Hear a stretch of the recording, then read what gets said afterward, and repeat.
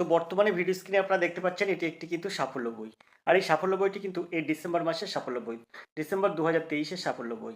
তো আমরা আজকে এখানে এই সাফল্য বই থেকে একটি প্র্যাকটিস সেট কমপ্লিট করব, যেটি কিন্তু ফুড এসের জন্য খুবই গুরুত্বপূর্ণ। যারা আগামী ফুড এসআই পরীক্ষা দেবেন তাদের জন্য এই সেটটি কিন্তু খুবই গুরুত্বপূর্ণ। ফুড সাব ইন্সপেক্টরের একটি প্র্যাকটিস সেট আমরা সাফল্য থেকে আজকে ভিডিওতে সম্পূর্ণ করব। আজকের ভিডিওতে আমরা এই প্র্যাকটিস সেটটির একদম সম্পূর্ণ উত্তর দেব। তো চলুন চলে যাই সরাসরি প্রশ্নে। তো আবারও বলে রাখি, এটা কিন্তু ডিসেম্বর মাসের সাফল্য। তো চলুন চলে যাই প্রশ্নে। তো আমরা সরাসরি চলে এলাম প্রশ্নের পেজে। আপনারা অবশ্যই দেখতে পাচ্ছেন পেজটি। তো আমরা পেজটা যদি একটু বড় করে দেখি, তাহলে অবশ্যই দেখতে পাবো যে এটি একটি কিন্তু মানে খাদ্য দপ্তর সাব ইন্সপেক্টর পদের যে পরীক্ষা হবে তার একটি প্র্যাকটিস সেট। আর এই প্র্যাকটিস সেটটা কিন্তু আমরা এখানে দেখতে পাচ্ছি যে এখানে এই যে প্র্যাকটিস সেটটা শুরু করব, তো তার আগে আমরা এই জায়গায় যেটা লেখা আছে আমরা একটু পড়ে নেব। তো দেখুন, এখানে আছে খাদ্য দপ্তরের সাব ইন্সপেক্টর। তো এখানে পশ্চিমবঙ্গ সরকারের খাদ্য সরবরাহ দপ্তরের অধীনে subordinate food and supply service দপ্তরের কাজের জন্য সাব ইন্সপেক্টর পদে 509 জন ছেলেমেয়ে নেওয়ার জন্য দরখাস্ত নেওয়া হয়েছে। প্রার্থী বাছাই করে পশ্চিমবঙ্গ পাবলিক সার্ভিস কমিশন। এবারে দেখুন, প্রার্থী বাছাইয়ের জন্য প্রথমে লিখিত পরীক্ষা হবে সম্ভবত 14 জানুয়ারি। 100 নম্বরের লিখিত পরীক্ষা অবজেক্টিভ মাল্টিপল চয়েস টাইপের প্রশ্ন হবে এইসব বিষয়ে। জেনারেল স্টাডিজ থাকে 50 নম্বর, অ্যারিথমেটিক থাকবে 50 নম্বর। এই সময় থাকবে কত? 1.5 ঘন্টা। এখন সফল হলে 20 নম্বর পার্সোনালিটি টেস্ট। এবার জেনারেল স্টাডিজের বিষয় থাকবে কিন্তু দৈনন্দিন বিজ্ঞান, সাম্প্রতিক ঘটনা। তো এই দৈনন্দিন বিজ্ঞান এবং সাম্প্রতিক ঘটনা এটা কিন্তু আপনার ভালো করে পড়তে হবে। বিভিন্ন বই খুঁটিনাটি করে আপনাকে পড়তে হবে যে সাম্প্রতিক ঘটনা কী কী মানে এবছরে বা সাম্প্রতিক কী কী ঘটনা ঘটেছে সেগুলো কিন্তু আপনাকে ভালো করে পড়তে হবে। তার জন্য প্রতিদিন বাই প্রতিদিন এই যেই মানে প্রতি মাসের বা প্রতি মাসের এবং প্রতি সপ্তাহে যেসব কর্মসংস্থান বা সাফল্য বই বেরায় বা অ্যাচিভার্স বই বেরায়, সেটা থেকে কিন্তু আপনারা এই কারেন্ট অ্যাফেয়ার্সের যে আছে সেগুলো আপনারা মুখস্থ করবেন বা সেগুলো আপনারা পড়বেন। তাহলে দেখবেন যে অনেকটা আপনি এইখান থেকে এই যে সাম্প্রতিক ঘটনার যেসব প্রশ্ন আসবে সেগুলো আপনারা পেয়ে যাবেন। এছাড়াও কিন্তু নিয়মিত খবরের কাগজ বা নিউজ পেপার নিউজ দেখবেন, সব কিছুই কিন্তু আপনার এই যে সাম্প্রতিক ঘটনার মধ্যে আপনি অনেকটা প্রশ্ন পেয়ে যাবেন। আমাদের প্রত্যেকটা প্র্যাকটিস সেটে কিন্তু কারেন্ট অ্যাফেয়ার্স থাকে। তো আপনারা আশা করি এইসব প্র্যাকটিস সেটগুলো আপনারা নিয়মিত প্র্যাকটিস করুন, দেখুন আপনার সুফল আসবেই আসবে। কারণ এইসব প্রশ্নই কিন্তু ঘুরে ফিরে আসে। আর পশ্চিমবঙ্গ ফুড সাব ইন্সপেক্টরের যে পরীক্ষাটি হবে, প্রশ্ন কিন্তু অত কঠিন পড়ে না। আমরা নিয়মিত যে প্র্যাকটিস সেটটা দিচ্ছি সেটা আপনি যদি নিয়মিত ফলো করেন, তাহলে দেখবেন এই প্রশ্ন থেকে কিন্তু প্রশ্ন আসছে। তো আমরা আজকে আবার একটি নতুন প্র্যাকটিস সেট আপনাদের সামনে নিয়ে এসেছি। তো চলুন দেখে নিই তারপরে কি আছে। তো জেনারেল স্টাডিজ বিষয়ে থাকবে কিন্তু দৈনন্দিন বিজ্ঞান, সাম্প্রতিক ঘটনা, ভারতীয় ইতিহাস আর ভারতীয় ভূগোল ইত্যাদি। আর অঙ্কে থাকবে কিন্তু মাধ্যমিক সিলেবাস অনুযায়ী আর মেন্টাল এবিলিটি। মাধ্যমিক সিলেবাস অনুযায়ী কিন্তু আপনাদের থাকবে কিন্তু অঙ্ক, আর তার সাথে থাকবে মেন্টাল এবিলিটি। তো এই পদের লিখিত পরীক্ষায় যে ধরনের প্রশ্ন আসার সম্ভাবনা তেমনই 2 সেট প্রশ্ন উত্তর নিয়ে আলোচনা করা হচ্ছে। আর করছেন প্রতিযোগিতামূলক পরীক্ষার বিশেষজ্ঞ প্রমা দাস এবং কর্মসংস্থান পত্রিকার সম্পাদক তারকনাথ দাস। তো দেখুন, এই প্র্যাকটিস সেটটি কিন্তু সাফল্য বই থেকে নেওয়া হয়েছে। আর এই প্র্যাকটিস সেটটা আপনার এইরকমভাবে নিয়মিত যে আমরা প্র্যাকটিস সেটটা আপনাদের সামনে তুলে ধরছি, সেই সব প্র্যাকটিস সেটটা আপনারা প্র্যাকটিস করুন, দেখুন আপনার সুফল আসবে। যে কোনো কম্পিটিটিভ পরীক্ষার ক্ষেত্রে খুবই গুরুত্বপূর্ণ এসব প্রশ্নগুলো। এছাড়াও কিন্তু এই ফুড এসের জন্য স্পেশাল প্র্যাকটিস সেট যেটা হচ্ছে, সেটা কিন্তু খুবই গুরুত্বপূর্ণ। তো আশা করি আপনার সুফল হবে। তো চলুন চলে যাই আমরা মূল প্রশ্নে। আমরা প্রশ্নটা দেখি একের দাগের প্রশ্ন কী আছে। তার জন্য আমরা প্রশ্নটা একটু তো আমরা তার জন্য প্রশ্নে চলে যাব। তো দেখুন এখানে কিন্তু দেখুন এখানে লেখাই আছে প্রথম সেট। তো এই যে প্রথম সেট লেখা আছে, এই সেটটি তৈরি করছেন প্রমা দাস। তো এটি যেহেতু প্রথম সেট, তাহলে আরেকটা সেটও কিন্তু এই ডিসেম্বর মাসের সাফল্য বইতে আছে। তো আমরা এই প্র্যাকটিস সেট করার পরে কিন্তু ওই প্র্যাকটিস সেটটা সম্পূর্ণ করব। তো চলুন চলে যাই একের দাগের প্রশ্ন কী আছে। তো তার জন্য আমরা প্রশ্নটা একটু বড় করে নেব। প্রশ্ন আছে দেখুন, একের দাগের প্রশ্ন আছে, ফুটবলের রাজপুত্র ডিয়েগো মারাদোনা আর্জেন্টিনার হয়ে কত সালে বিশ্বকাপ ট্রফি জিতেন? 1982, 1986, 1990, 1994। তো এখানে এর সঠিক উত্তর হবে কিন্তু 1986, অর্থাৎ বিদ্যা হবে সঠিক উত্তর। আমরা চলে যাবো দুয়ের দাগের এই প্রশ্নে। 2023 সালের অস্কার পুরস্কারের সেরা ছবি সম্মান পেল কোন চলচ্চিত্র? Moonlight, Everything Everywhere All at Once, Joker আর প্যারাসাইট। তো এখানে সঠিক উত্তর হবে কিন্তু বিদ্যা, Everything Everywhere All at Once, অর্থাৎ বিদ্যাক হবে এর সঠিক উত্তর। আমরা চলে যাবো পরের প্রশ্নে। পরের প্রশ্ন আছে দেখুন, 3 দাগের প্রশ্ন আছে, global citizen of the year 2023 award জিতলেন দেজা ফক্স, তিনি কোন দেশের নাগরিক? তো এখানে আপনারা প্রশ্নে দেখুন দুটো উত্তর কিন্তু আপনারা পেয়ে যাচ্ছেন। এই global citizen of the year 2023 এই অ্যাওয়ার্ডটা জিতেছেন কে? Déjà Fox. Déjà Fox. তো এই দেজা ফক্স তিনি কোন দেশের নাগরিক? দেখুন, সুইডেনের নাগরিক, ব্রিটেনের নাগরিক, কানাডার নাগরিক, মার্কিন যুক্তরাষ্ট্রের নাগরিক। তো এই যে দেজা ফক্স ইনি কিন্তু মার্কিন যুক্তরাষ্ট্রের নাগরিক, অর্থাৎ ডিদ্দাক হবে সঠিক উত্তর। চলে যাবো 4 দাগের প্রশ্নে। হিন্দুস্তান অ্যারোনটিক্স লিমিটেড এর সদর দপ্তর কোথায় রয়েছে? বেঙ্গালুরুতে, নাসিকে, হায়দ্রাবাদে, পুনে। তো এখানে এর সঠিক উত্তর হবে কিন্তু এই হিন্দুস্তান অ্যারোনটিক্স লিমিটেড এর সদর দপ্তর আছে কিন্তু বেঙ্গালুরুতে। এর দাগ হবে এর সঠিক উত্তর।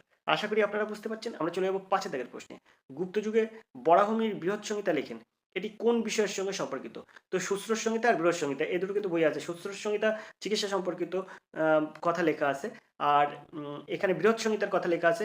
সেই তাতে মানে কোন বিষয়ের উপর বৃহৎ সংহিতা লেখা আছে? তো এখানে কিন্তু অপশন আছে দেখুন, জ্যোতির্বিদ্যা, রাজনীতি, আয়ুর্বেদ চিকিৎসা সংক্রান্ত আর অর্থনীতি। তো এখানে কিন্তু সঠিক উত্তর হবে জ্যোতির্বিদ্যা সংক্রান্ত বই বৃহৎ সংহিতা। আমরা চলে যাবো পরের প্রশ্নে। পরের প্রশ্ন কি লেখা, পরের প্রশ্ন কি আছে আমরা একটু দেখব। তো দেখুন এখানে ৬ দাগের প্রশ্ন আছে, অশোকের সময়ের ভালো পালিশের স্তম্ভগুলি একটি বৃহৎ বেলেপাথরের খণ্ড থেকে নির্মাণ করা হয়েছিল।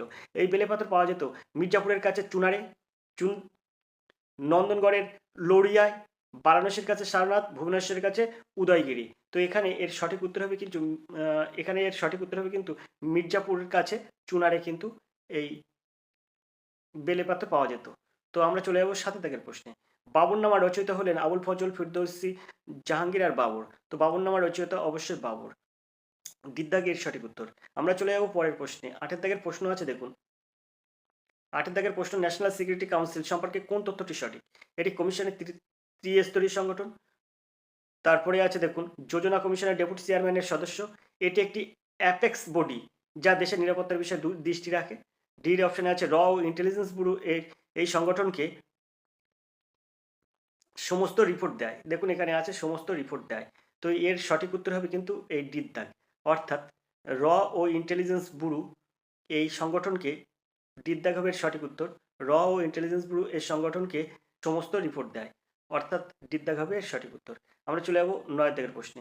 ১৩৫৫ খ্রিস্টাব্দে লিখিত ইবন বতুতার রিহালা হলো আত্মজীবনী। আইবক থেকে গিয়াসউদ্দিন তুগলক পর্যন্ত দিল্লির সুলতানের ইতিহাস, একটি ধর্মীয় বিবরণ আর মরক্কোর সঙ্গে বাণিজ্যের বিবরণ।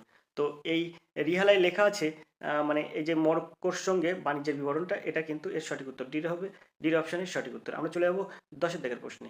১৯১৪ সালে স্থাপিত অঞ্জুমানে খাতিন ই ইসলাম হলো অল ইন্ডিয়া মুসলিম মহিলা কনফারেন্স, অল ইন্ডিয়া মুসলিম লীগের একটি সহযোগী উদারপন্থী সংগঠন, all India Muslim students conference, all India Islamic conference. তো এখানে ১০ দাগের সঠিক উত্তর কি হবে? তো এখানে ১০ দাগের সঠিক উত্তর হবে কিন্তু এর দাগ, অল ইন্ডিয়া মুসলিম মহিলা কনফারেন্স, অর্থাৎ এর দাগ হবে এর সঠিক উত্তর। আশা করি আপনারা বুঝতে পারছেন। চলে যাবো পরের প্রশ্নে। ১১ দাগের প্রশ্ন আছে দেখুন, সুফিদের ভাষায় সুফি সন্তদের সমাধিতে বরকত এর তীর্থযাত্রা, পূর্ত মন্ত্র উচ্চারণ, লঙ্গরখানা চালানো, টান ধানমূলক টার্ন আউটক্যাপ তৈরি। তো এখানে ১১ দাগের সঠিক উত্তর, এই সুফিদের ভাষায় জিয়ারত হলো, এই জিয়ারত হলো কি? তো ১১ দাগের সঠিক উত্তর কি হবে? অবশ্যই আপনারা এটা জানেন। তো এটা হচ্ছে সুফি সন্তদের সমাধিতে বরকত এর জনতীর্থ যাত্রা, অর্থাৎ এর দাগ হবে এর সঠিক উত্তর। আমরা চলে যাবো পরের প্রশ্নে। পরের প্রশ্ন দেখবো কি আছে। তো ১২ দাগের প্রশ্ন আছে দেখুন, খুব সুন্দর একটি প্রশ্ন। ১২ দাগের প্রশ্ন আছে, কোন রাসায়নিক পদার্থ দেশের স্বাধীনতা সংগ্রামের গুরুত্বপূর্ণ প্রতীক ছিল? তো রাসায়নিক পদার্থ কিন্তু দেশের স্বাধীনতা সংগ্রামের গুরুত্বপূর্ণ প্রতীক। তো এটা কি আছে? গ্লুকোজ, সার, ওষুধ আর সোডিয়াম ক্লোরাইড। তো এখানে ১২ দাগের সঠিক উত্তর কি হবে? তো এখানে সঠিক উত্তর হবে কিন্তু সোডিয়াম ক্লোরাইড, অর্থাৎ ডির দাগ হবে এর সঠিক উত্তর। আমরা চলে যাবো ১৩ দাগের প্রশ্নে। ১৩ দাগের প্রশ্ন আছে দেখুন, মহাসমুদ্রে জল বাড়া কিসের উপর নির্ভর করে? Carbon dioxide, nitrogen dioxide, carbon monoxide, sulphur dioxide. তো এখানে ১৩ দাগের সঠিক উত্তর হবে কিন্তু এর দাগ, অর্থাৎ কার্বন ডাইঅক্সাইড। আমরা চলে যাবো ১৪ দাগের প্রশ্নে। ১৪ দাগের প্রশ্ন কি আছে দেখবো, তার জন্য প্রশ্নটা আমরা একটু উপরের দিকে তুলবো। ১৪ দাগের প্রশ্ন আছে দেখুন, খাবারের ক্যান টিন দিয়ে মুড়ে দেওয়া হয়, কিন্তু এক্ষেত্রে দস্তায় ব্যবহার করা হয় না কেন? কারণ দস্তা টিনের চেয়ে বেশি দামি হয়, দস্তার গড়নঙ্ক টিনের চেয়ে বেশি, দস্তায় টিনের চেয়ে বেশি প্রতিক্রিয়া হয়, টিনের দস্তার চেয়ে বেশি প্রতিক্রিয়া হয়। তো এখানে সঠিক উত্তর অবশ্যই আপনারা বুঝতে পারছেন। তো ১৪ দাগের সঠিক উত্তর হবে কিন্তু সিদ্ধাগ, দস্তায় টিনের চেয়ে বেশি প্রতিক্রিয়া হয়, সিদ্ধাগের সঠিক উত্তর। সেই জন্য কিন্তু দস্তার পরিবর্তে টিন ব্যবহার করা হয় খাবার মুড়াতে। তো আমরা চলে যাবো পরের প্রশ্নে। এবার যে প্রশ্নটি আছে সেটা হচ্ছে ১৬ দাগের প্রশ্ন, আর্যদের প্রাচীনতম গ্রন্থের নাম কি? বেদাঙ্গ, বিষ্ণুপুরাণ, ঋগ্বেদ, রামায়ণ। তো এখানে ১৬ দাগের সঠিক উত্তর কি হবে? তো অবশ্যই আর্যদের প্রাচীনতম গ্রন্থ হচ্ছে ঋগ্বেদ, সিদ্ধাগ হবে এর সঠিক উত্তর। চলে যাবো ১৭ দাগের প্রশ্নে। অষ্টাদশী কার লেখা? পতঞ্জলি, পাণিনি, সোমেশ্বর, কৌটিল্য। তো অবশ্যই জানেন আপনারা ১৭ দাগের সঠিক উত্তর কি হবে? অষ্টাদশী লেখা কিন্তু পাণিনির লেখা, অর্থাৎ বি অপশন এর সঠিক উত্তর। 18 দাগের প্রশ্ন আছে দেখুন, রাখাল দাস বন্দ্যোপাধ্যায় নিচের কোন সভ্যতা আবিষ্কার করেন? মিশরীয় সভ্যতা, চৈনিক সভ্যতা, আর্যভট্ট সভ্যতা, সিন্ধু সভ্যতা। তো রাখাল দাস বন্দ্যোপাধ্যায় কিন্তু সিন্ধু সভ্যতা আবিষ্কার করেন। ডি দাগ হবে এর সঠিক উত্তর। আমরা চলে যাব পরের প্রশ্নে। পরের প্রশ্ন অর্থাৎ 19 দাগের প্রশ্ন। 19 দাগের প্রশ্ন আছে হরপ্পা কি ধরনের সভ্যতা? নগর কেন্দ্রিক সভ্যতা, গ্রামীণ কেন্দ্রিক সভ্যতা, উপজাতীয় আর সামরিক। তো এখানে 19 এর দাগের সঠিক উত্তর হবে কিন্তু হরপ্পা কিন্তু নগর কেন্দ্রিক সভ্যতা। অবশ্যই আপনারা জানেন এটি। তো 19 দাগের প্রশ্ন হবে, এই 19 দাগের সঠিক উত্তর হবে কিন্তু নগর কেন্দ্রিক সভ্যতা, অর্থাৎ এর দাগ হবে সঠিক উত্তর। চলে যাবো 20 দাগের প্রশ্নে। তো দেখবো আমরা 20 দাগের এই প্রশ্নটা, সিন্ধু সভ্যতাবাসীরা কোন ধাতুর ব্যবহার জানতেন না? তামা, লোহা, সোনা, ব্রোঞ্জ। তো এখানে সঠিক উত্তর কি হবে? তা 20 এর সঠিক উত্তর হবে কিন্তু লোহা। লোহার ব্যবহার কিন্তু সিন্ধু সভ্যতার লোকেরা জানতো না। আমরা চলে যাবো 21 দাগের প্রশ্নে। হরপ্পা সভ্যতার নিচের কোন পশুকে সম্মান করা হতো? গরু, ঘোড়া, ষাঁড়, হাতি। তো 21 দাগের সঠিক উত্তর হবে ষাঁড়কে কিন্তু হরপ্পা সভ্যতার হরপ্পা সভ্যতার মানুষেরা কিন্তু ষাঁড়কে খুবই সম্মান করত। চলে যাবো আমরা 22 দাগের প্রশ্নে। 22 দাগের প্রশ্ন আছে দেখুন, গীতা, ভাগ, বলি, কর এর 4 প্রকার ভূমি রাজস্ব কথা কোথায় উল্লেখ আছে? ইন্ডিকাতে, হর্ষচরিতে, অর্থশাস্ত্রে, ঋগ্বেদে। তো এখানে 22 দাগের সঠিক উত্তর কি হবে? তো এটা কিন্তু লেখা আছে মেগাস্তিনিসের রচিত ইন্ডিকাতে লেখা আছে। মেগাস্তিনিসের রচনা করা ইন্ডিকাতে কিন্তু এই গীতা, ভাগ, বলি, কর এই 4 প্রকার ভূমি রাজস্বের কথা উল্লেখ করা আছে। আমরা চলে যাবো 23 দাগের প্রশ্নে। 23 দাগের প্রশ্ন আছে দেখুন, কুষাণরা কোথাকার যাযাবর জাতি? পশ্চিম এশিয়া, পূর্ব এশিয়া, মধ্য এশিয়া, পূর্ব ভারতের। তো এখানে 23 দাগের সঠিক উত্তর কি হবে? তো এখানে 23 দাগের সঠিক উত্তর হবে কিন্তু সিদ্ধাক, মধ্য এশিয়া। সির অপশনের সঠিক উত্তর। আমরা চলে যাবো পরের প্রশ্নে। পরের প্রশ্ন দেখবো কি আছে। তো 24 দাগের প্রশ্ন আছে দেখুন। তো 24 দাগের যে প্রশ্নটা আমরা দেখবো সেটা হচ্ছে কোন বংশের রাজা থাঞ্জোরে রাজরাজেশ্বর মন্দির নির্মাণ করেন? তো চোল রাজা, পল্লব রাজা, চালুক্য রাজা আর সাতবাহন। তো এখানে মানে রাজেশ্বর মন্দির নির্মাণ করা হয় কোন বংশের সময়, কোন রাজবংশের সময়? তো 24 দাগের সঠিক উত্তর হবে কিন্তু এর দাগ, অর্থাৎ চোল বংশে কিন্তু চোল বংশের রাজারা থাঞ্জোরে রাজরাজেশ্বর মন্দির নির্মাণ করেন। এর দাগ হবে সঠিক উত্তর। রাজরাজেশ্বর মন্দির কিন্তু চোল রাজারাই কিন্তু চোল রাজারাই কিন্তু এটি নির্মাণ করেন। আমরা চলে যাবো 25 দাগের প্রশ্নে। বীরুদেশ্বর মন্দির কোথায় অবস্থিত? থাঞ্জোর, মাদুরাই, শ্রীরঙ্গপত্তম, কোনটি নয়। তো বীরুদেশ্বর মন্দির কোথায় অবস্থিত? তো থাঞ্জোরে অবস্থিত কিন্তু বীরুদেশ্বর মন্দির, অর্থাৎ এর দাগ হবে সঠিক উত্তর। চলে যাবো 26 দাগের প্রশ্নে। সেন বংশের শেষ রাজা কে ছিলেন? বল্লাল সেন, লক্ষণ সেন, হেমন্ত সেন, বিজয় সেন। তো এখানে 26 দাগের সঠিক উত্তর হবে কিন্তু সেন বংশের শেষ রাজা ছিলেন লক্ষণ সেন। বিদ্যাগের সঠিক উত্তর। আমরা চলে যাবো 27 দাগের প্রশ্নে। 27 প্রশ্ন আছে দেখুন, অতি দীপঙ্কর শ্রীজ্ঞান কোন মহাবীরের অধ্যক্ষ ছিলেন? নালন্দার অধ্যক্ষ, তদন্তপুরী, সোমপুরী, বিক্রমশিলা।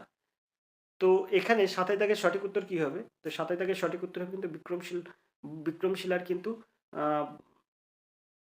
বিক্রমশিলার অধ্যক্ষ ছিলেন অতি দীপঙ্কর।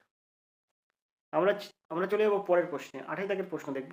তো 28 দাগের প্রশ্ন আছে দেখুন, শাসন কার্যের সুবিধার জন্য শেরশাহ তার সাম্রাজ্যকে কটি সরকারে বিভক্ত করেন? 30টা, 22টা, 47টা, 48টা। তো এখানে 28 দাগের সঠিক উত্তর কি হবে? তো এর কিন্তু সঠিক উত্তর হবে কিন্তু সিদ্ধাক, 47টি। আমরা চলে যাবো পরের প্রশ্নে। পরের প্রশ্ন দেখবো কি আছে। 29 দাগের প্রশ্ন দেখবো। তার আগে প্রশ্নটা আমরা একটু নিচের দিকে নিয়ে যাব। তো দেখুন এখানে প্রশ্ন আছে, তরাইনের প্রথম যুদ্ধ কবে হয়? 1191, 1192, 1193, 1194। তো এখানে 29 দাগের সঠিক উত্তর হবে কিন্তু 1191 সালে তরাইনের প্রথম যুদ্ধ হয়। এর দাগের সঠিক উত্তর। আমরা চলে যাবো 30 দাগের প্রশ্নে। ভারতের প্রথম মুসলিম আক্রমণকারী কারা? আরব, তুর্কি, মঙ্গল, পার্সিক। তো এখানে 30 দাগের সঠিক উত্তর কি হবে? তো 30 দাগের সঠিক উত্তর হবে কিন্তু আরব। এর দাগের সঠিক উত্তর। আশা করি আপনারা বুঝতে পারছেন। চলে যাবো 31 দাগের প্রশ্নে। রাখি বন্ধন কোন দিন শুরু হয়? আগস্ট 1905, 16 জুলাই 1905, 16 অক্টোবর 1905, কোনোটি নয়। তো এই রাখি বন্ধন এই শুরু করেছিলেন রবীন্দ্রনাথ ঠাকুর। তো এই কোন দিনটা সেটা রাখি বন্ধন শুরু হয়?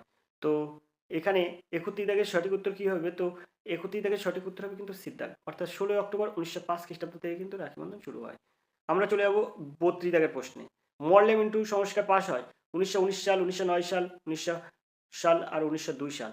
তো মরলে মিন্টু এটা কিন্তু চালু হয় মানে এই মরলে মিন্টু সংস্কার পাশ হয় কিন্তু 1909 সালে, অর্থাৎ বি অপশনের সঠিক উত্তর 1909 সালে।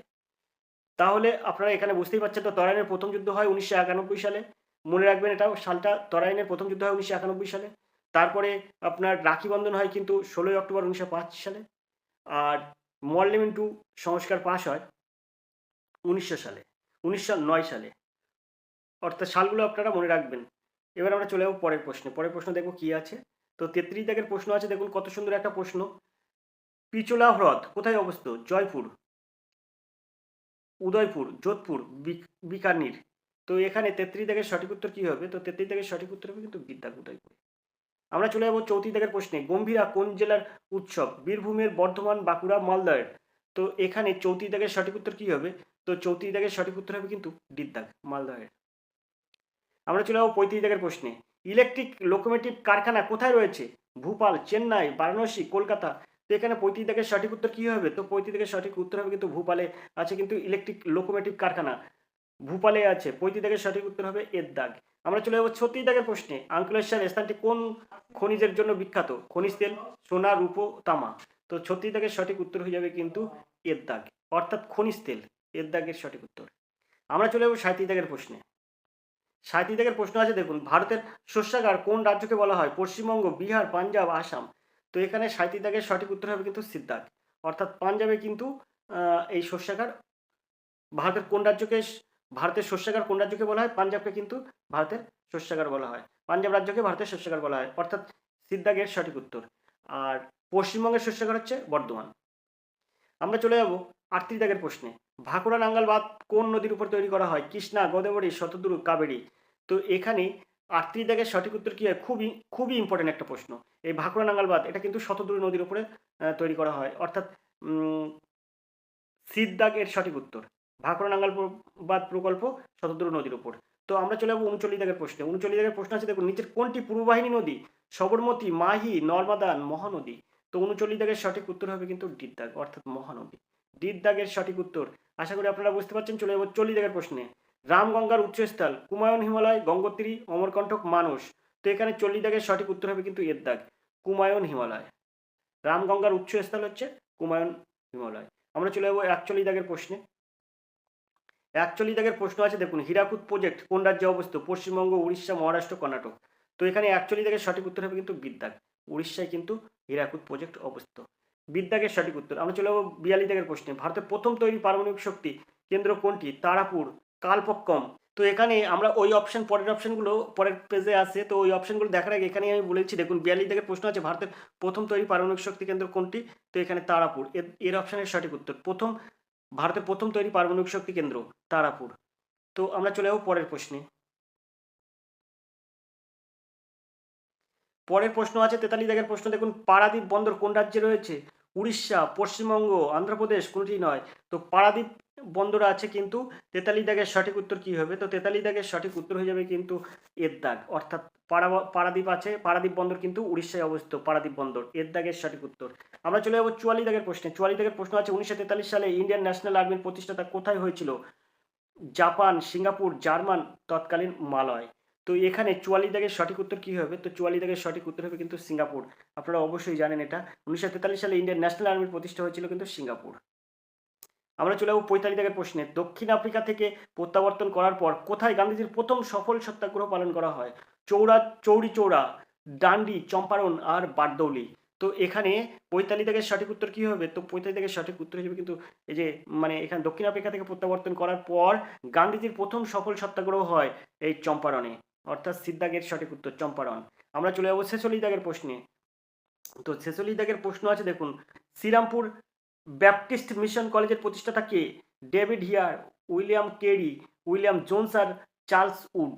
তো এখানে 46 দাগের সঠিক উত্তর হয়ে যাবে কিন্তু বিদ্যাগ, উইলিয়াম কেরি, অর্থাৎ বিদ্যাগ হবে এর সঠিক উত্তর।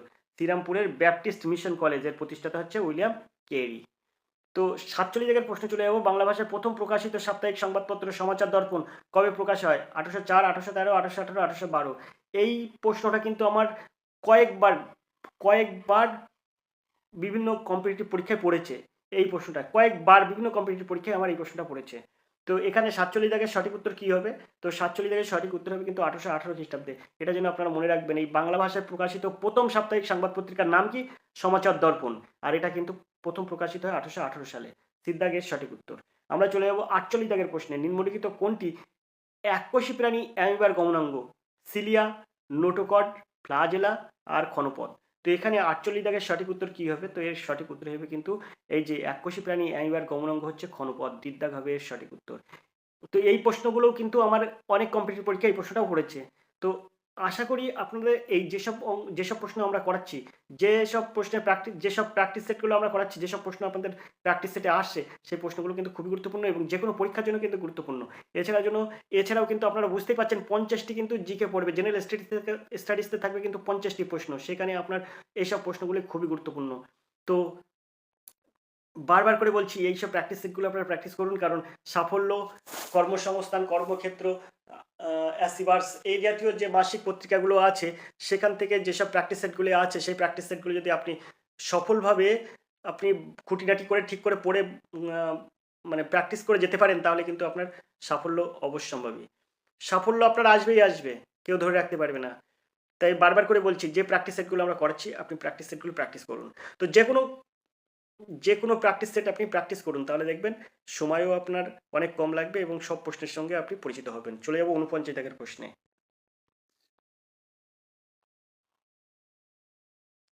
49 দাগের প্রশ্ন আছে, দেখুন।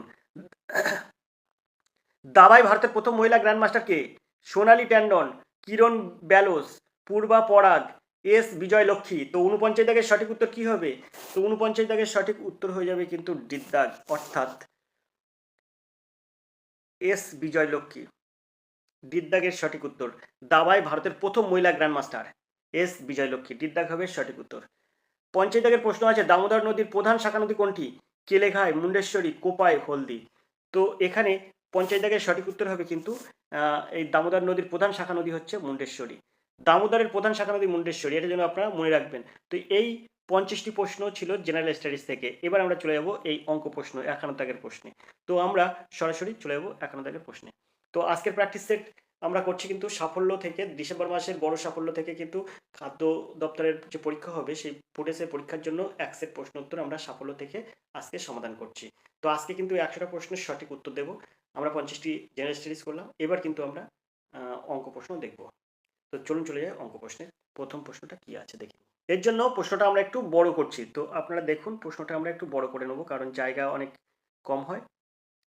তো আমরা এরকমভাবে প্রত্যেকটা প্রশ্ন দেখব কি আছে। তো প্রথম 51 দাগের প্রশ্ন দেখব। আজকের প্র্যাকটিস সেটের প্রথম প্রশ্ন অঙ্ক প্রশ্ন আছে 51 দাগের প্রশ্ন। তো 51 দাগের প্রশ্ন থেকে অঙ্ক দেখব। তো প্রথম যে অঙ্কটি আছে সেটি দেখুন 51 এর এই অঙ্কটি।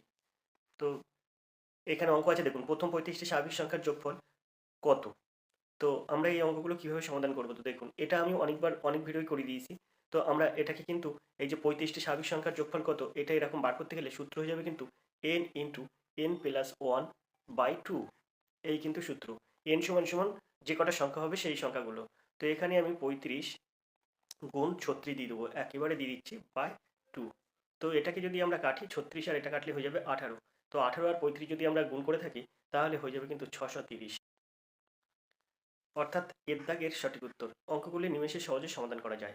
আমরা চলে যাবো পরের প্রশ্নে। পরের প্রশ্নটা দেখবো কি আছে। তো এখানে প্রশ্ন আছে, দেখুন 2 এর দাগের এই প্রশ্নটি। 52 প্রশ্ন আছে, 30 তার মাথায় 7 আছে, 22 তার মাথায় 5 আছে, 34 তার মাথায় 11 আছে। এর মধ্যে মৌলিক উৎপাদকের সংখ্যা কত? এই অঙ্কগুলো কিভাবে সহজে সমাধান করতে হয় দেখুন। এই 2 30 আছে, এখানে 30 আছে, 30টাকে ভাঙাবো। কত দিয়ে ভাঙাবো? 2 গুণ 15, তারপরে 3 গুণ 5। তো এর মাথায় 7 হলো, এর মাথায় 7, আবার এর মাথায় 7। আবার এই যে গুণ আছে, গুণটা গুণ দিলাম 22। তো 11 দুনো 22, 2 গুণ 11। তো দেখুন এর মাথায় 5 আছে, এটা 5 দিয়ে দিলাম, আর এর মাথায় 5 হয়ে যাবে। এবার এটা গুণ 17 দিনও 34, 2 গুণ 17। তো দেখুন এর মাথায় 11 দেবো, এর মাথায় 11 দেবো। তো আপনারা এইগুলোর আগে উৎপাদকগুলো বার করে নিলেন। এবার আপনি দেখুন এই অঙ্কগুলো এইভাবে সমাধান করতে হয়। এই 2 আছে, 2 এর মাথায় 7। তো 2 কটা 2 আছে? এখানে একটা 2, এখানে একটা 2, আর এখানে একটা 2। তো 2 আর 2 এর এগুলো মানে 2 এর সহগগুলোর কত আছে, 2 এর পাওয়ারগুলো আমরা যোগ করব। তো এখানে দেখুন 11 আর 5 16, 16 আর 7 23, যোগ এখানে দেখুন 3 আছে কটা?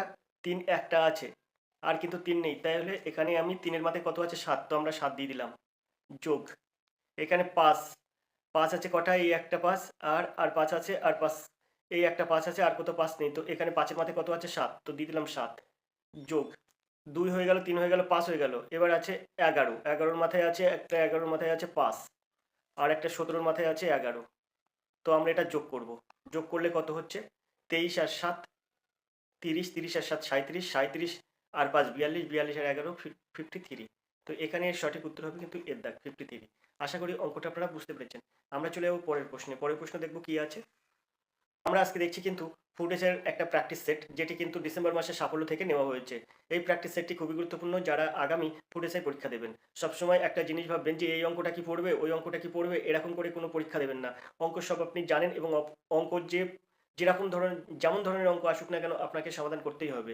তাই সেটা সহজ হোক বা কঠিন হোক, আপনাকে সহজে আপনাকে সেই অঙ্কগুলোর সমাধান করতেই হবে। এবং ভাববেন না যে এরকম অঙ্ক পড়বে, হ্যাঁ এরকম অঙ্কই পড়বে, কিন্তু সব কম্পিটিটিভ পরীক্ষার জন্য এই অঙ্কগুলোই গুরুত্বপূর্ণ। সেখানে ফুটেজের মতো পরীক্ষায় এইরকম অঙ্কই পড়বে, কারণ আপনাকে এখানে 50টি অঙ্ক দেওয়া হবে। তাহলে ভাবুন, সব রকমের অঙ্ক কিন্তু এখানে পড়বে। সুতরাং যে প্র্যাকটিস সেটটা আমরা করাচ্ছি, আপনারা মন কান দিয়ে প্র্যাকটিস করুন, তাহলে ফুটেজের পরীক্ষা সহ অন্যান্য কম্পিটিটিভ পরীক্ষার জন্য আপনার এখানে খুবই গুরুত্বপূর্ণ। আগামীতে কিন্তু অনেক কম্পিটিটিভ পরীক্ষা আছে, তো তার জন্য আপনারা যেভাবে অঙ্ক করাচ্ছি আপনারা সেইভাবে অঙ্কগুলো করুন এবং সব অঙ্কের সঙ্গে পরিচিত হন। তো আমরা চলে যাবো 53-র এই প্রশ্নটিতে। 1 থেকে 50 পর্যন্ত পূর্ণবর্গ সংখ্যাগুলির যোগফল কত? তো দেখুন, এখানে খুব সহজেই অঙ্ক সমাধান করা হয়। 1 থেকে 50 পর্যন্ত কিন্তু বলেছে, 1 থেকে 50 পর্যন্ত পূর্ণবর্গ সংখ্যাগুলির যোগফল কত? তো এই অঙ্কগুলো স্বাভাবিকভাবে এরকমভাবে সমাধান করতে হয়।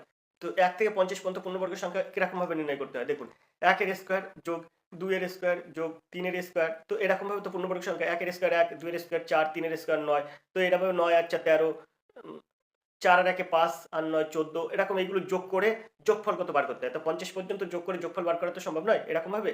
তাই আপনাকে কি করতে হবে, তো আপনাকে কিন্তু এটা এরকমভাবে আপনার 7 7 49, শেষে কিন্তু 7 এর হোল স্কোয়ার হবে। তো 7 7 49, তো আপনি এখানে একটা সূত্র ইউজ করবেন। এরকম বলেছে 1 থেকে 50 পর্যন্ত পূর্ণবর্গ সংখ্যার যোগফল কত? তো এখানে সূত্রটা কি হবে? তো সূত্রটা কিন্তু আমি এখানে লিখে দিচ্ছি। দেখুন, সূত্রটা কিন্তু সূত্রের সাহায্যে সমাধান করছি। তো এখানে একটা দাগ দেবেন, এখানে শেষ সংখ্যা কত? 7 আছে। তো আপনি এটাকে 7টা প্রথমে দেবেন। 7 কে গুণ করবেন। 7 কে গুণ করবেন কত দিয়ে? এই যে 7 এর মানে শেষ সংখ্যার সঙ্গে প্রথম সংখ্যা যোগ করবেন। তো 7 যোগ 1, তারপরে ইনটু 2 এর সঙ্গে গুণ করবেন এবার 7 যোগ 1, আর নিচে হবে কত? নিচে এই 7 মাইনাস 1। তো আমি এবার কি করব, এখানে আমি সমান সমান দেবো, দিয়ে একবার একটা দাগ দেবো, দিয়ে এখানে 7 গুণ 7 যোগ 1, তো 7 গুণ 8 হয়ে গেল। তারপরে গুণ এখানে 7 দিনে 14 আর 1 15।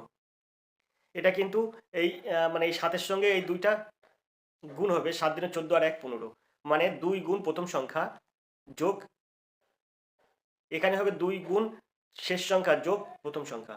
তো এখানে হবে 7 দিন 14 আর 1 15, আর এটা 7 থেকে একবার দিলে হয়ে যাবে 6। তো আমরা যদি এটাকে ক্যালকুলেশন করি, তাহলে এটাকে যদি আমি 3 দিয়ে কাটি, তা 3 দিনও 6, আর এখানে 4 দিনও 8, আর এখানে এই 3 আর 15 কাটলে হয়ে যায় 5, আর 5 আর 4 গুণ করলে হয় 20, 20 কে 7 দিয়ে গুণ করলে হয় 140। তো এর দাগ হবে সঠিক উত্তর 140। আশা করি অঙ্কটা আপনারা বুঝতে পেরেছেন। আমরা চলে যাব 54-এর এই অঙ্কটিতে, তবে তার আগে প্রশ্নটা একটু উপরের দিকে তুলব। এখানে 54-এর একটা অঙ্ক আছে, দেখুন। 16-র মাথায় আছে কত? 0.5, তারপরে √81, তারপরে 125 1/3, তারপরে 4 1.5, এর মধ্যে কোনটি বৃহত্তম? তো এই অঙ্কগুলো কিভাবে আপনি সহজে সমাধান করবেন, দেখুন। এখানে যদি 16 হয়, 16-র মাথায় 5 আছে মানে কত? 5 0.5 আছে, তার মানে কত? 5/10 কিন্তু। তো এটা যদি আমি ক্যালকুলেশন করি, তাহলে হয়ে যাবে, আমি যদি এরকম করি, 4 এর মাথায় স্কোয়ার, এবার এটাকে যদি আমি এই যে এই 5 আর 10 কাটলে হয়ে যায় 1 এর 2, তো আমি যদি একে 1 এর 2 দিই, তাহলে এই 2 আর এই 2 কেটে যায়, সমান সমান হয়ে যায় কিন্তু 4। এবার আমি এই √81টাকে বার করব। কিভাবে বার করব, দেখুন। 81 এটা সমান সমান হয়ে যায় কিন্তু 9 গুণ 9, তো দুটো 9 মিলে রুটটা উঠে যায়, একটা 9 চলে আসে। তো এখানে দুটো 9 মিলে একটা 9 হয়। আর এখানে যে 125 আছে, তো এখানে দেখুন, ভালো করে দেখবেন, কারণ এরকম সূচকের অঙ্ক কিন্তু পড়ে। তো এখানে আছে 1 এর 3, আমি 1 এর 3ই দিলাম। তো এটা সমান সমান হয়ে যাবে কিন্তু 5, 5 এর মাথায় 3, আর এখানে হয়ে যাবে 1 এর 3। তো এই 3টা আর এই 3টা কাটে, তাহলে এটা সমান সমান হয়ে যাবে 5। 5 এর পাওয়ার যদি 3 দেওয়া হয়, তাহলে 5 5 25, 5 25 125 হয়। আর এই যে 1 এর 3 আছে, 1 এর 3, এই 3 আর এই 3 কাটলো, তাহলে এখানে 5 হয়ে যায়। আর এই জায়গাটায় এই যে 4 এর মাথায় আছে 1.5, তো আমি এখানটায় দেখিয়ে দিচ্ছি, দেখুন। 4 এর মাথায় যদি 1.5 হয়, এটা যদি 4 এর মাথায় 1.5, তো এটা হবে কিন্তু এই 2 এর স্কোয়ার, আর এখানে হয়ে যাবে কিন্তু 15/10। তো এটাকে যদি আমরা কাটাকুটি করি তাহলে এখানে 3 5 15 আর 5 দিন 10, আর এই 2 আর এই 2 কাটে, তো 2 এর মাথায় 3 হয়ে যায়, 2 এর মাথায় 3 সমান সমান কিন্তু 8। অর্থাৎ এখানে হচ্ছে 8, এখানে হচ্ছে 5, এখানে হচ্ছে 9, আর এখানে হচ্ছে 4। অর্থাৎ এখানে বলেছে কোনটি বৃহত্তম, তো এখানে কিন্তু বিদ্যাঘবের সঠিক উত্তর। এই যে √81 কিন্তু এখানে বৃহত্তম সংখ্যা। আমরা চলে যাবো পরের প্রশ্নে। পরের প্রশ্নটা একটু উপরের দিকে তুলবো। পরের প্রশ্ন কি আছে আমরা একটু দেখবো। তো যে অঙ্কটা আমি এবার করবো সেটা হচ্ছে 55 দাগের এই অঙ্কটি। তো দেখুন এখানে আছে 16,160 জন সৈন্যকে বর্গাকারে সাজানোর পর 31 জন সৈন্য অতিরিক্ত থাকে। সামনের সারিতে সৈন্য সংখ্যা কত? তো আশা করি এসব অঙ্ক আপনাদের হবে। তো এইরকম এই অঙ্কগুলো কিভাবে সহজে সমাধান করবেন, এটা কিন্তু এখানে যেহেতু বলছে 31 জন সৈন্য অতিরিক্ত থাকে, তাই আমরা এই 16,160 থেকে 31টা বিয়োগ করব। তো বিয়োগ করলে কত হয়? তো এখানে 16,160 আর এর নিচে দেবো 31। তো এখানে থাকবে কত? এখানে থাকবে কিন্তু 16,129। এখন এই 16,129টাকে আমরা কি করব? বর্গমূল করব। তো এটাই আমরা 16,129 এটাকে আমরা বর্গমূল করব। তো এটাকে বর্গমূল করলে হয় 127। তো বর্গমূলটা কিভাবে হয় আমি এখানে দেখিয়ে দিচ্ছি আপনাদেরকে। তো দেখুন এখানে 16,129 দেবো। তো এটাকে আমরা প্রথমে জোড় দেবো, মাথায় জোড় জোড় সংখ্যা বার করবো। তো এখানে 1 থাকছে, তো এই 1-এর মধ্যে 1 একবার যাবে, 1 1 কে 1, তো এই 61টা নেমে গেল। এবারে 1-এর ডবল করবো, এখানে 2, তো আবার এটাকে 2 দিয়ে দেবো। এই যে এই 2 দিয়ে দেবো, এই 2 এখানেও 2 দিলাম, এখানেও 2 দিলাম, তো 22 দিনও 44 হবে। 4 আর কত হলে 11, 7 হলে 11, হাতে 1। 4-কে 5, 5 আর কত হলে 6, 1 হলে 6, 17। তো আমরা এটা বিয়োগ করলে পাচ্ছি কত? 17। এই যে 29 আছে, এই 29টা 100-তে নামাবো। নামালে এখানে এবার 12-র ডবল কি করবো? 24 দেবো। আগে যেরকম 1-এর ডবল 2 দিয়েছিলাম এখানে, এবার 12-র ডবল 24 দেবো। এবার এটাকে 7 দিয়ে দেবো, এখানে 7 বসাবো, এখানেও 7 বসাবো। তো এখানে আমরা যদি ক্যালকুলেশন করি তাহলে 7 7 49, 9 হাতে 4, 7 4 7 28, 4 32, 2 হাতে 3, আর 7 জন 14 আর 3 17। তো দেখুন এখানে সহজে এই অঙ্কর ক্যালকুলেশন হয়ে গেল। তো এর সঠিক উত্তর হবে 127, অর্থাৎ দ্বিত্বাগ হবে এর সঠিক উত্তর। আশা করি আপনারা বুঝতে পেরেছেন। আমরা চলে যাবো পরের প্রশ্নে। পরের প্রশ্ন কি আছে আমরা একটু দেখবো, তার জন্য প্রশ্নটা একটু উপরের দিকে তুলবো। তো এখানে দেখুন 56-এর একটা প্রশ্ন আছে। তো আমরা এবার দেখবো 56-এর এই অঙ্কটি। কোনো সংখ্যার বর্গ থেকে 78 স্কোয়ার বিয়োগ করলে বিয়োগফল হয় 6,460, সংখ্যাটি কত? তো আমরা এখানে মনে করছি সংখ্যাটি হবে এক্স। এই যে সংখ্যাটি কত, তো সংখ্যাটি আমরা এক্স ধরবো। তো বলেছে কোনো সংখ্যার বর্গ থেকে, তো এক্স এর বর্গ থেকে বলতে এক্স স্কোয়ার বর্গ থেকে কত বিয়োগ করতে হবে? 78 স্কোয়ার বিয়োগ করতে হবে। তো এখানে -78 স্কোয়ার বিয়োগ করলে বিয়োগফল কত হচ্ছে? 6,460।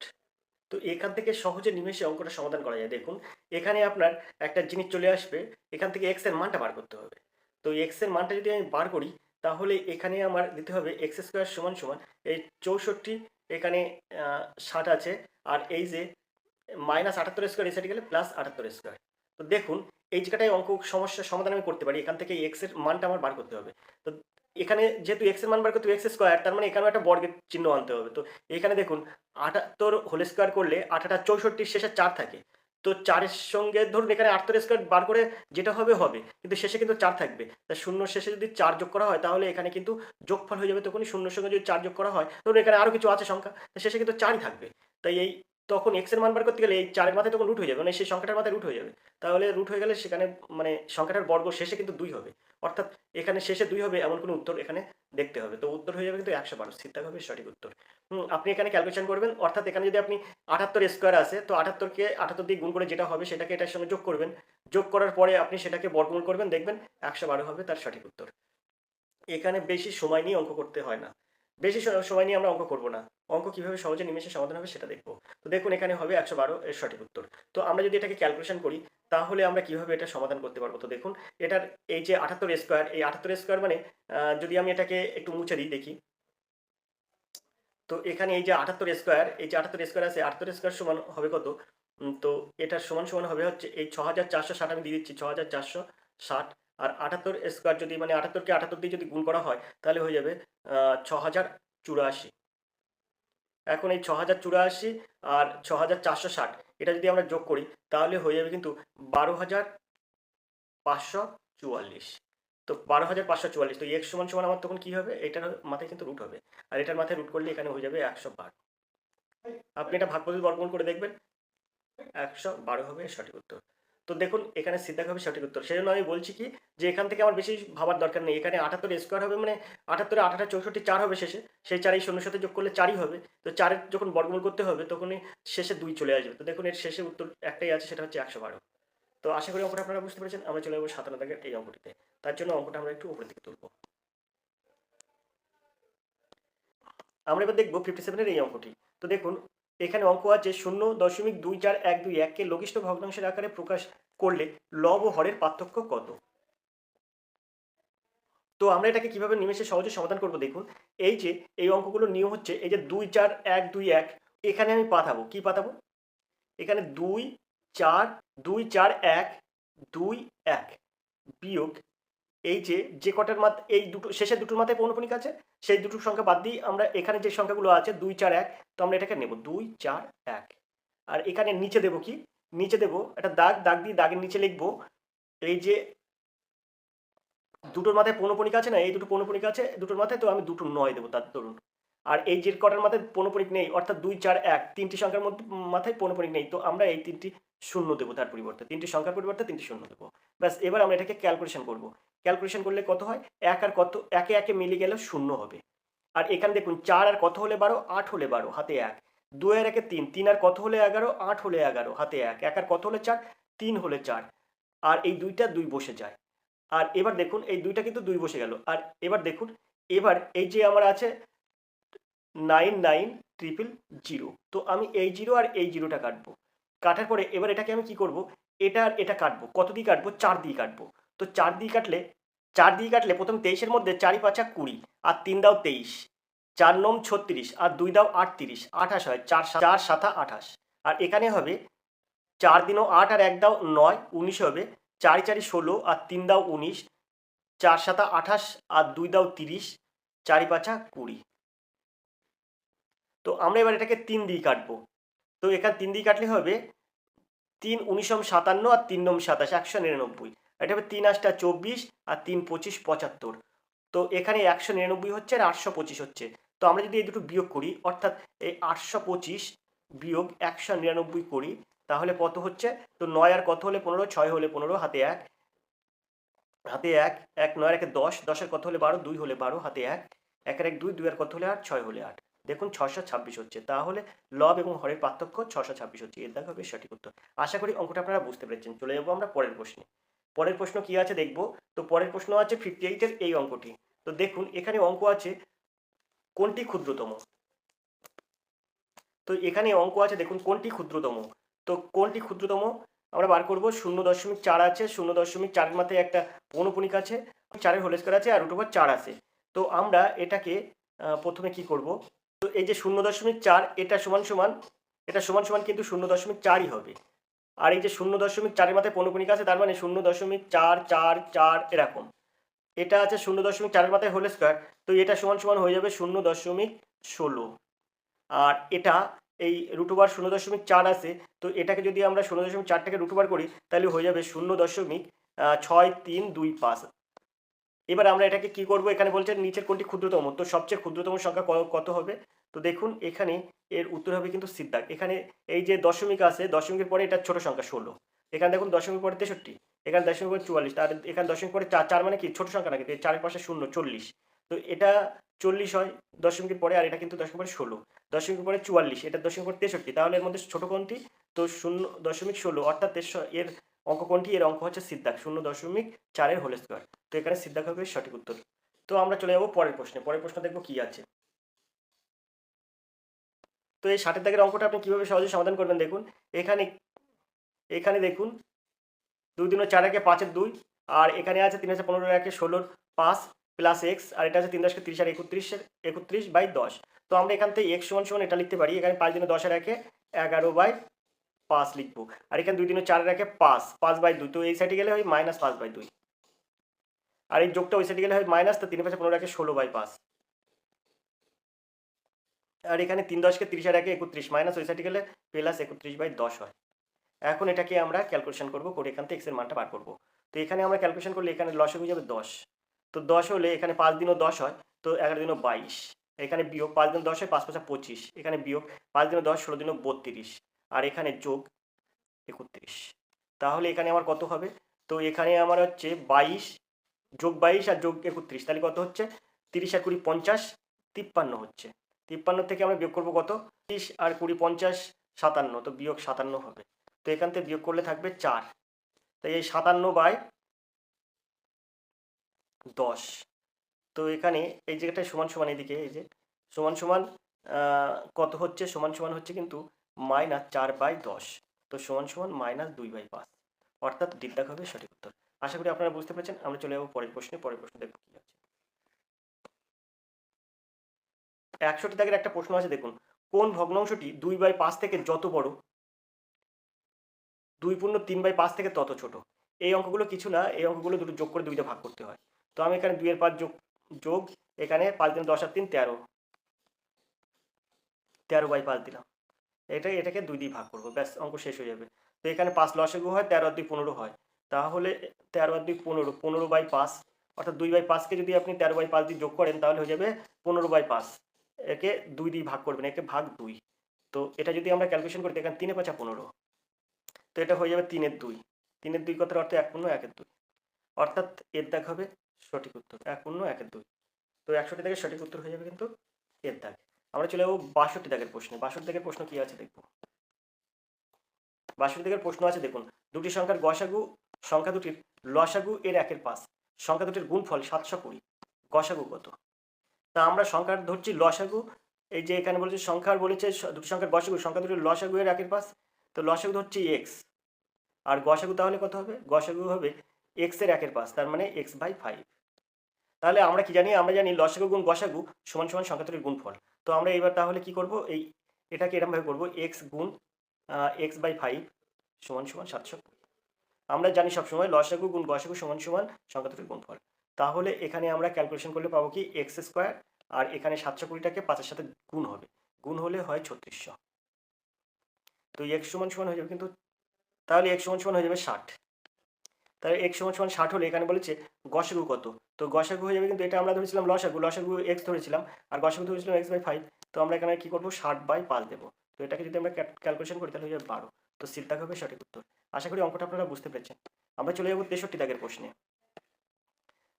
63 দাগের প্রশ্ন আছে, দেখুন। তিনটি সংখ্যার অনুপাত 3:4:5, তাদের গুণফল 3840 হলে সংখ্যা তিনটির গসাগু কত? তো 63 দাগের প্রশ্ন আছে, দেখুন।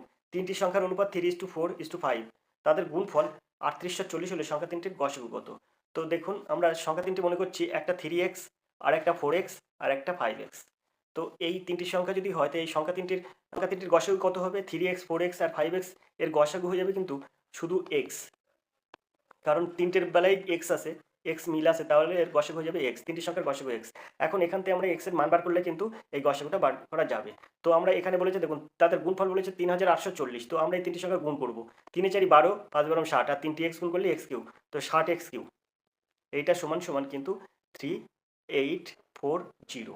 এখন 60x কিউ সমান সমান 3840। তো এখান থেকে এক্স কিউ সমান সমান কত?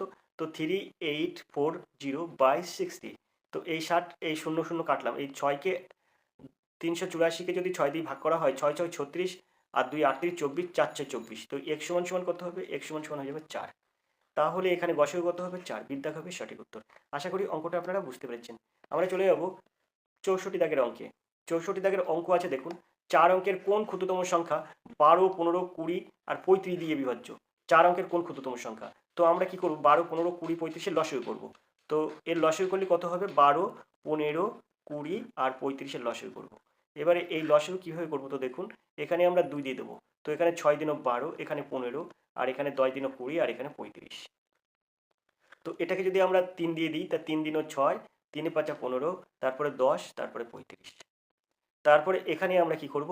আবার 2 দিয়ে দেবো। 2 1 2, 5 তার থেকে গেল, আর এখানে 5 দিনও 10, আর এখানে কিন্তু 35টা 35 থেকে গেল। তো এবার এটাকে আমরা কি করবো? 5 দিয়ে দেবো।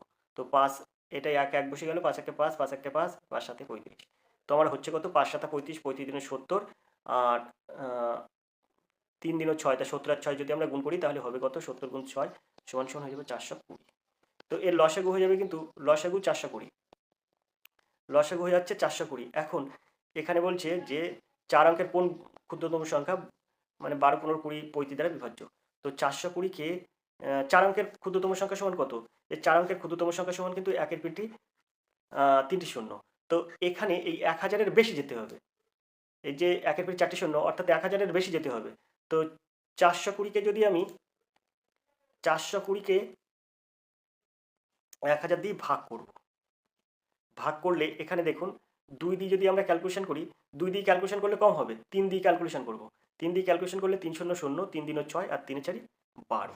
তাহলে হচ্ছে কত? এখানে এখানে বেশি থাকছে। তো কত বেশি থাকছে? 0 আর 6 করতে 6, 2 করতে 2।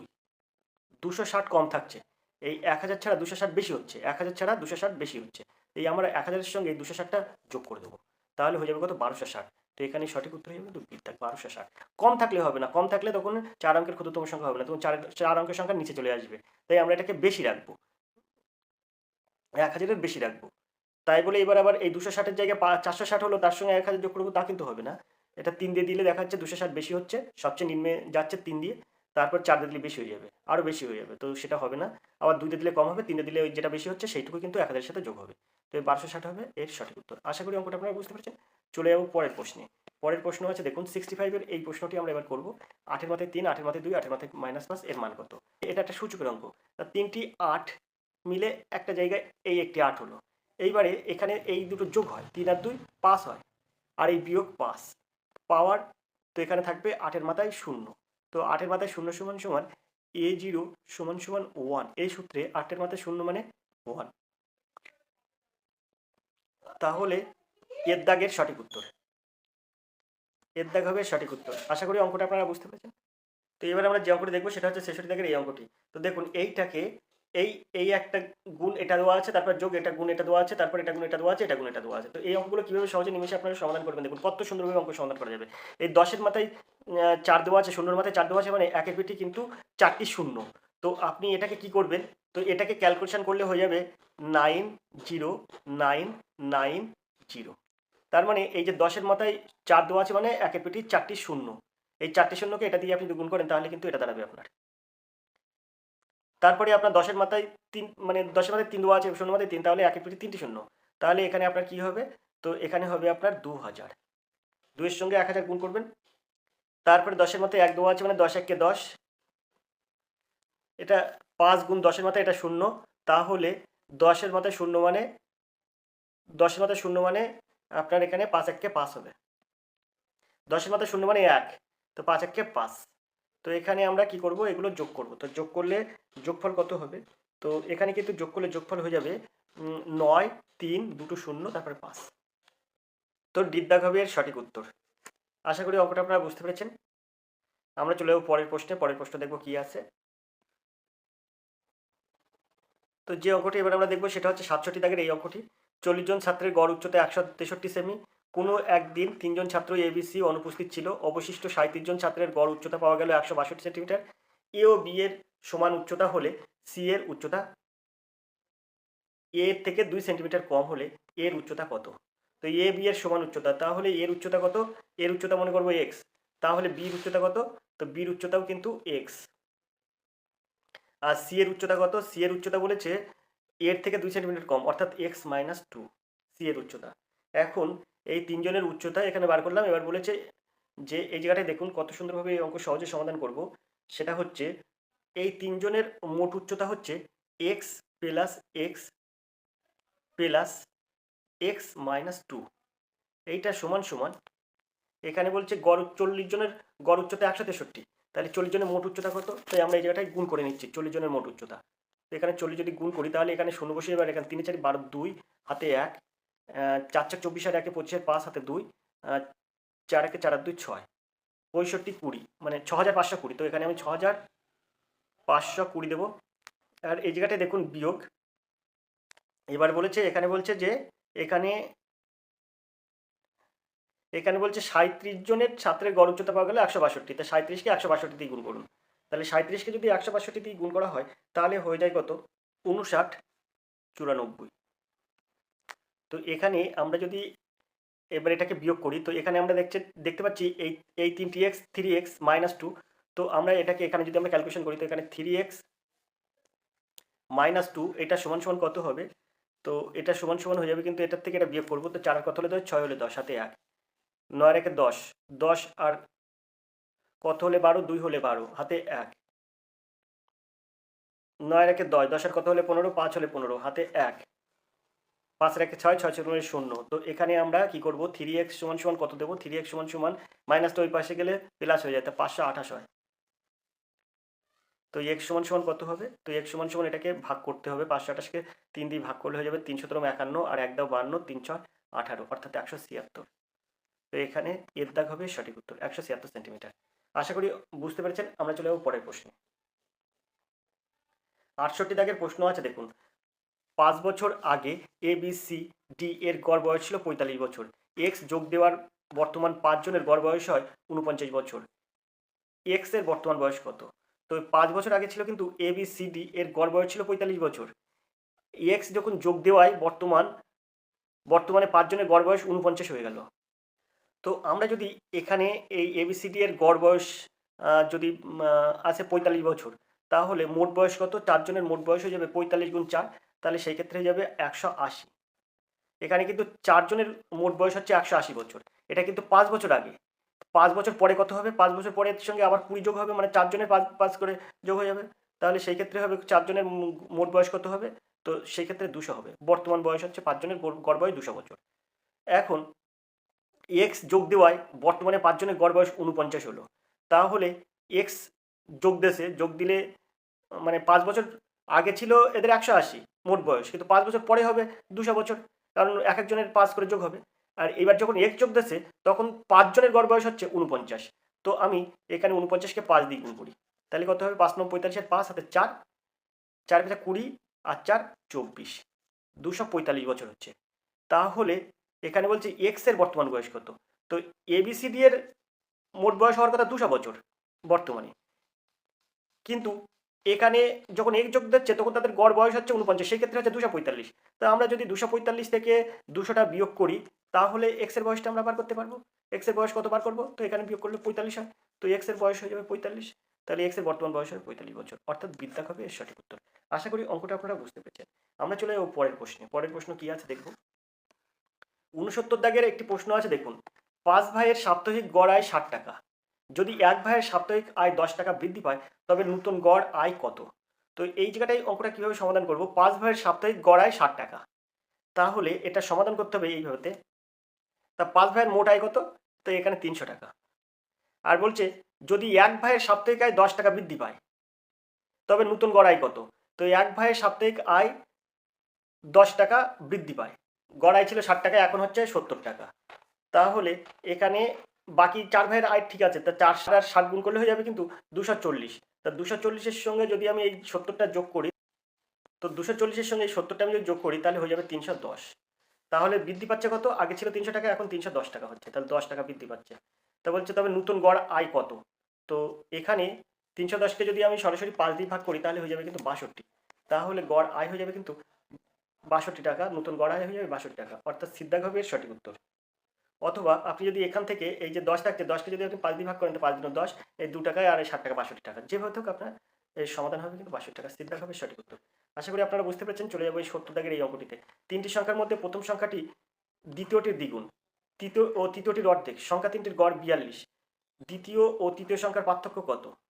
তো অঙ্কটা আমি কিভাবে সহজে সমাধান করি দেখুন।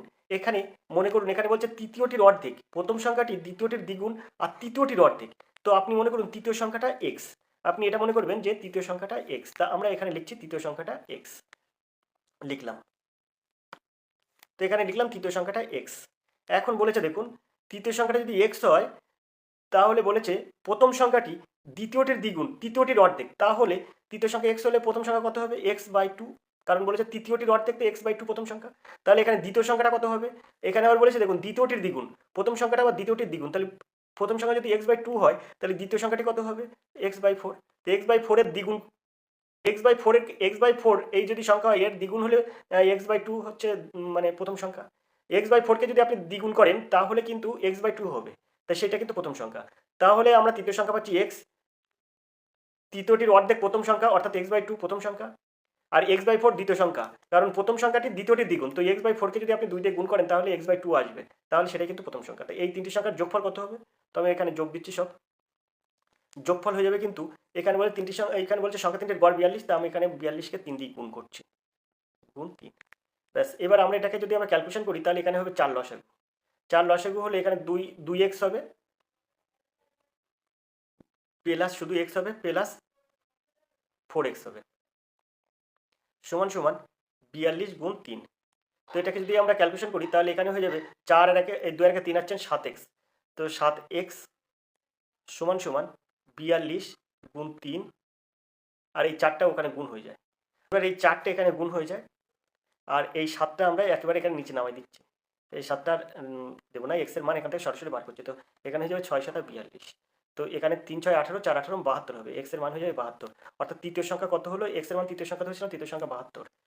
আচ্ছা, আর এইবারে বলেছে দেখুন দ্বিতীয় এবং তৃতীয় সংখ্যার পার্থক্য কত, তাহলে দ্বিতীয় সংখ্যা কত, দ্বিতীয় সংখ্যা হবে x/4, দ্বিতীয় সংখ্যা, তাহলে সে 72কে 4 দিয়ে ভাগ করলে হয়ে যাবে 4 18 72 18। তো এখানে যদি 72কে 18 দিয়ে আমরা বিয়োগ করি তাহলে হবে কত, 18 কত হলে 12, 4 হলে 12, হাতে 8, 1 আর 1 2, 2 আর কত হলে 7, 5 হলে 7, 54। অর্থাৎ বিদ্যাগের সঠিক উত্তর, বিদ্যাগের সঠিক উত্তর। আশা করি অঙ্কটা আপনারা বুঝতে পেরেছেন, এর সঠিক উত্তর 54। তো আমরা চলে যাবো পরের প্রশ্নে, পরের প্রশ্ন দেখবো কি আছে।